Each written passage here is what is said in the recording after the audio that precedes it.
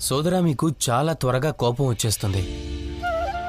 ఇక మీరు ఆ కోపంలోనే, ఆ ఆవేశంలోనే ఏదో ఒక పని చేస్తూ ఉంటారు. కానీ మంచి పని ఏంటంటే, మీకు కోపం వచ్చినప్పుడల్లా మీరు పనిని చేయటం ఆపేయండి.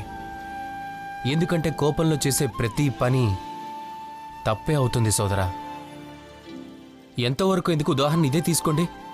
మీరు ఎన్నోసార్లు ఒకే దెబ్బతో ఎన్నో రాళ్లను పగలగొట్టారు.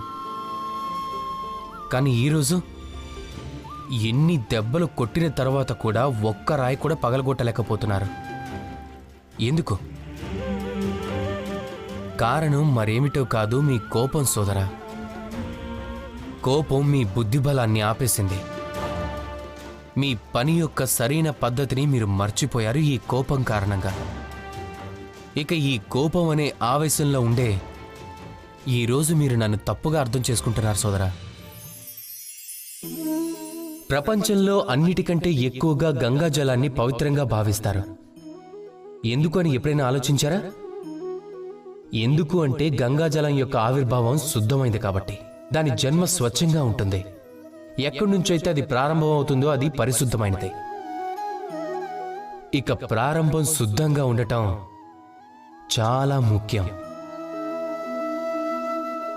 ఇక మన జీవితం ప్రారంభం అవుతుంది మన ఆలోచన నుండి. మీ ఆలోచనని శుద్ధంగా ఉంచండి.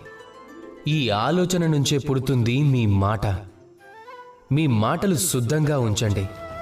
ఎందుకంటే మీ మాటలతోనే మీ పనులు చక్కగా అవుతాయి. మీ పనిని శుద్ధంగా ఉంచండి. ఎందుకంటే ఈ పని తెలియచేస్తుంది మీ స్వభావాన్ని. స్వభావం నుంచి పుడుతుంది మీ అలవాట్లు. ఇక అలవాట్లతో పుడతాయి మీ యొక్క చరిత్ర. ఇక ఈ చరిత్ర ప్రపంచం ఎదుట ఆదర్శవంతమైన రూపంగా మారుతుంది. ఆలోచన నుంచి ఆదర్శం వరకు జరిగే ఈ యాత్ర అప్పుడే శుద్ధంగా ఉంటుంది ఎప్పుడైతే మీ ఆలోచన శుద్ధంగా ఉంటుందో. ఇక ఈ ప్రపంచంలో, ఈ జీవితంలో మీ ఆలోచనని శుద్ధంగా ఉంచండి. ఆదర్శంగా ఉండండి.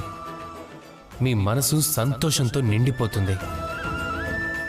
రాధాకృష్ణ.